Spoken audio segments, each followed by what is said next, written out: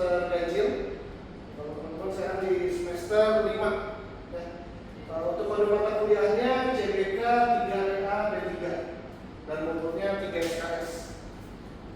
Oke, jadi di pertemuan pertama seperti biasa kita akan saya akan menjelaskan mengenai kontrak kuliah dari perkuliahan kita ya selama 1 semester ke depan.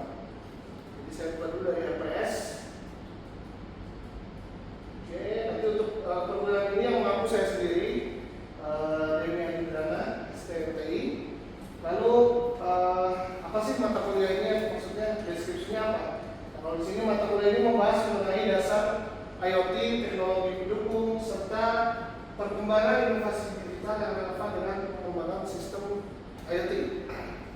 Lalu di dalamnya nanti ada program learning outcome ya dari Prodi, pencapaian yang diminta oleh Prodi.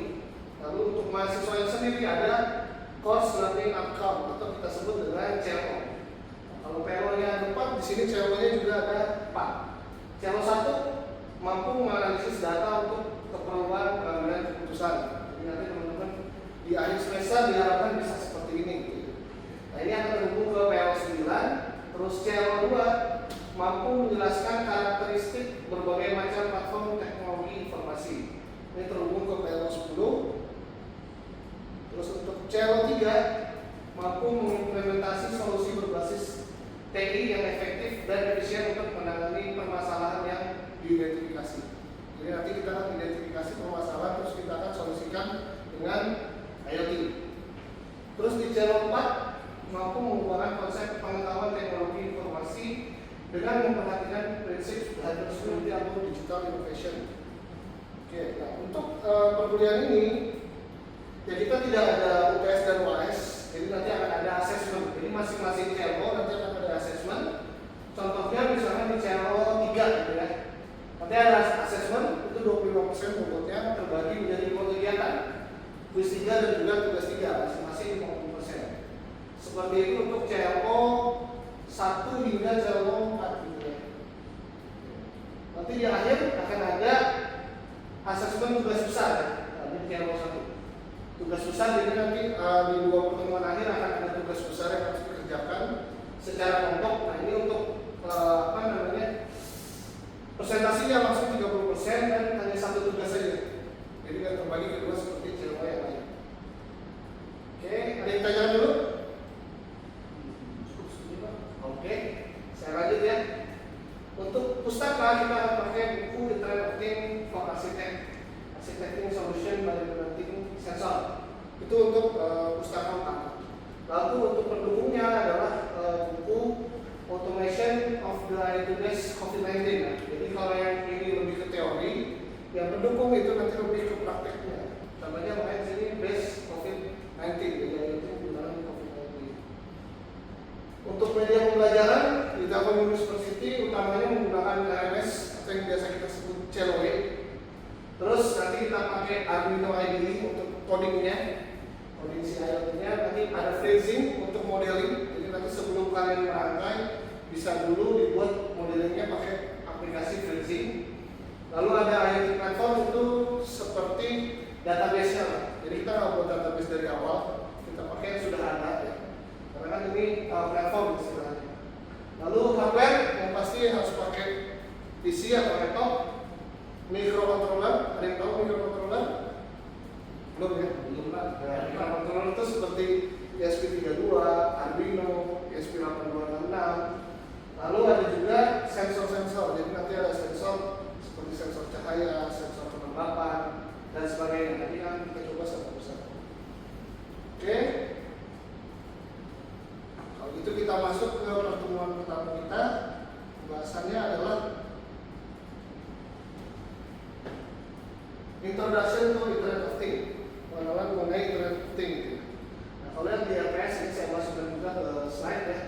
Jadi di sini nanti akan ada assessment. Jadi kita masuk di channel 4 dulu. Di sini ada assessment, tadi ada tugas, ada quiz. Terus jenis kegiatannya adalah nanti blended learning. Jadi di kelas ini kita hitung sebagai tatap muka. Lalu nanti ada tugas yang harus dikerjakan secara mandiri atau daring. Nanti kita lihat di RPS. Oke, untuk topik pembahasannya yang pertama kita bahas mengenai lalu paradigma IoT, perkembangan IoT, penerapan IoT, hingga arsitektur dan perangkat IoT-nya. Oke, yang pertama, apa sih IoT itu? Gitu ya. Mungkin semuanya udah sering dengar lah, ini kan banyak yang pakai sekarang. Internet of Things kalau di sini saya ambil dari jurnal Exxon tahun 2015, merupakan konsep di mana things atau objek yang dapat berubah perangkat atau sensor yang heterogen. Nah, jadi di sini ada kata kuncinya, ada things, ya, berupa sensor yang heterogen, terus yang semuanya terkoneksi satu sama lain. Nah, ini kata kunci selanjutnya. Lalu dapat mengumpulkan dan berbagi data. Itu kata kuncinya. Jadi ada 3 kata kunci, ada things, terus ada sensor yang heterogen terkoneksi, dan yang terakhir adalah kemampuan berbagi data. Nah, tujuannya untuk apa? Tujuannya supaya nanti objek-objek itu dapat terkoneksi kapan saja, jadi di mana saja. Kita bisa ambil datanya kapan aja gitu ya. Kayak misalkan saya mau lihat kondisi saya gitu, jam sekarang di oksigen di darah berapa, itu bisa kita lihat langsung secara real-time. Kalau dulu kan kita harus ke puskesmas gitu ya, kita cek di jari sekarang berapa. Terus di sini dengan berbagai servis. Nah, servis tadi yang kita sebut dengan platform. Makanya mata kuliah ini namanya pemrograman IoT dan platform, karena kita belajar juga mengenai servisnya. Ya. Oke? Ada yang mau tanya dulu? Cukup? Oke, saya lanjut. Nah, berdasarkan kata kunci tadi kita dapatkan paradigma IoT-nya. Jadi ada 3 kan tadi. Ada internet oriented, kalau di sini middleware, ada things oriented sensor, dan ada semantic oriented atau knowledge. Nah, yang pertama things oriented, itu yang tadi yang sensor-sensor. Jadi dia masih berdiri sendiri-sendiri, belum terkoneksi. Nah, untuk terkoneksi dia butuh koneksi internet, makanya yang kedua adalah internet oriented. Nah, dia penghubung antara objek-objek, jadi nanti dari sensor terhubung ke microcontroller, terhubung ke microcontroller lainnya melalui internet. Nah, itu masih berupa data plane ya, menjadi apa-apa. Barulah masuk ke paradigma yang terakhir, yaitu semantic oriented. Nah, semantic oriented ini datanya sudah menjadi informasi. Ya, kalau tadi masih data sensor itu kan sudah data tegangan.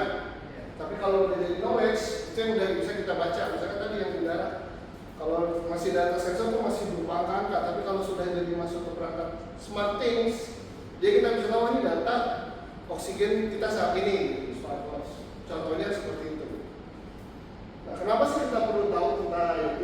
Nah, kalau dilihat dari tahun ke tahun peningkatan pengguna internet itu meningkat. Dari tahun 92 hingga sekarang tahun 2020 contohnya gambarnya di sini peningkatannya cukup signifikan, sampai 50 kalinya. Bahkan sekarang hampir semua orang sebenarnya sudah menggunakan IoT. Oke, ada yang tahu kira-kira perangkat IoT apa aja yang kalian udah pakai yang banyak digunakan sekarang? Di HP mungkin Pak? Ya, betul ya. Salah satunya di HP, karena HP itu pertama dia ada sensor, kedua dia terhubung ke internet, yang ketiga dia bisa menyimpan data baik di perangkatnya atau secara cloud. Dan smartwatch juga salah satu contohnya ya. Nah, kalau kita udah tahu kita lihat nih penerapannya di kehidupan sehari-hari. Tadi yang dicontohin mobile device, di HP, smartphone, wearables juga ya. Nah, yang lagi ramai juga sekarang di smart city gitu ya. Smart city itu rumah-rumah sekarang udah pakai sensor, misalnya sensor cahaya. Kalau dia udah malam dia nyala sendiri, jadi nggak harus nyala terus-menerus. Terus kalau di industri misalnya, di industri juga gitu. Jadi alat itu nggak harus nyala terus-menerus. Dia berdasarkan data sensor aja. Di mobil juga, mobil listrik zaman sekarang gitu ya, atau mobil listrik dan mobil ini bisa dikontrol melalui handphone, tidak perlu lagi pakai kunci kadang-kadang.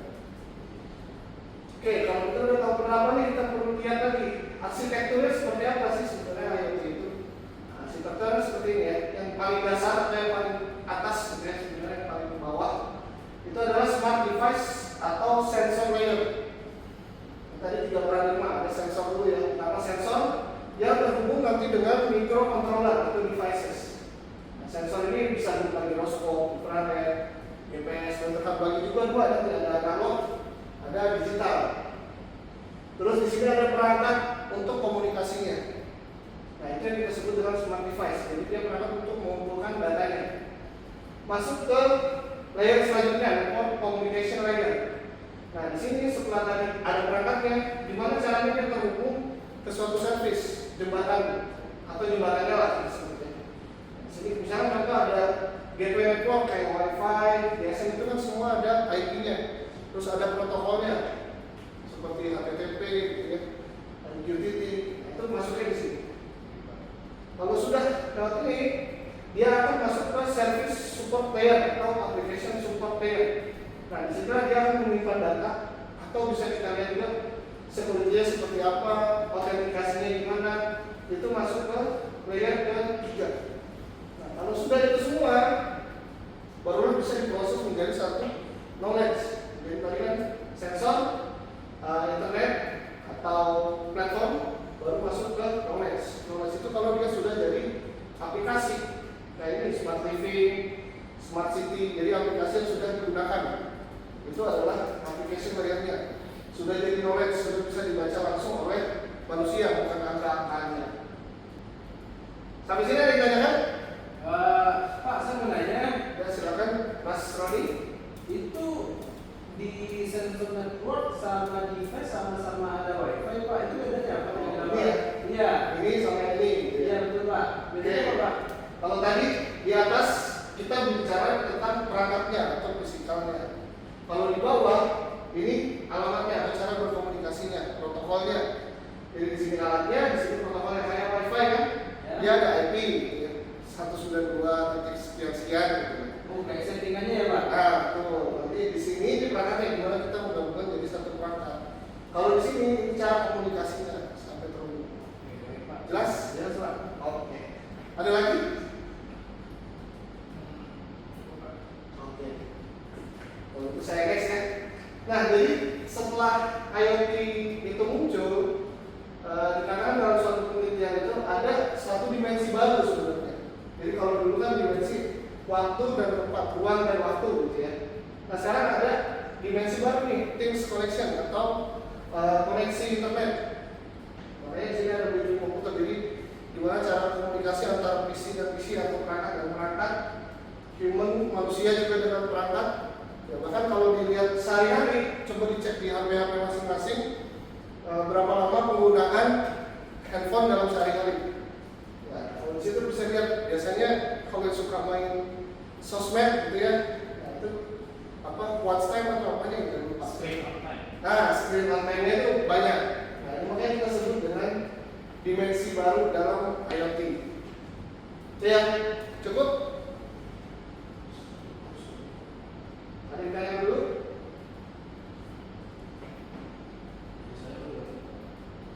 Oke, cukup ya. Oke, kalau gitu kita masuk ke assessment. Karena tadi di RPS untuk CL4 ada dua assessment ya, tugas dan quiz. Yang pertama kita quiz dulu. Jadi nanti quiz semua bisa akses di LMS.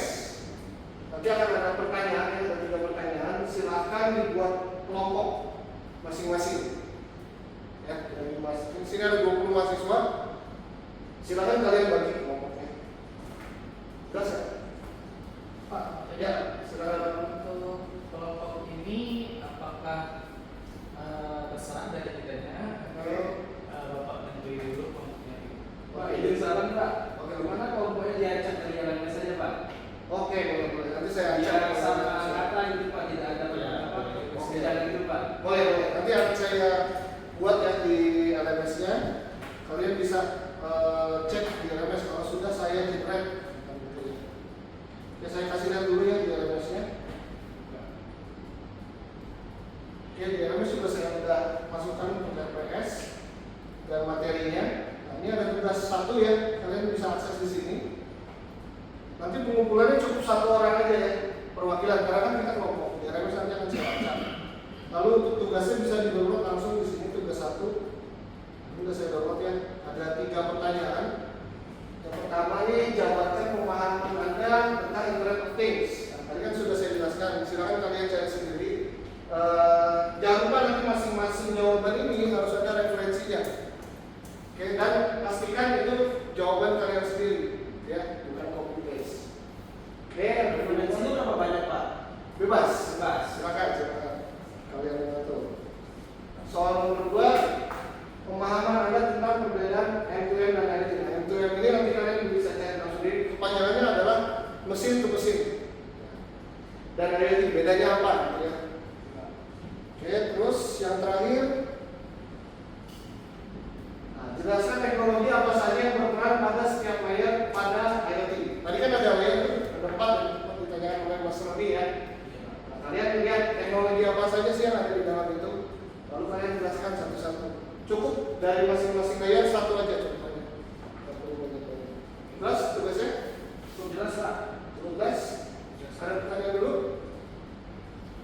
Jelas sih Pak. Paling yang sekarang yang belum jelas jawabannya Pak. Oke. Kita diskusi dulu nanti. Ya nanti diskusi sama kelompok ya. Kan waktunya satu. Oke, baik.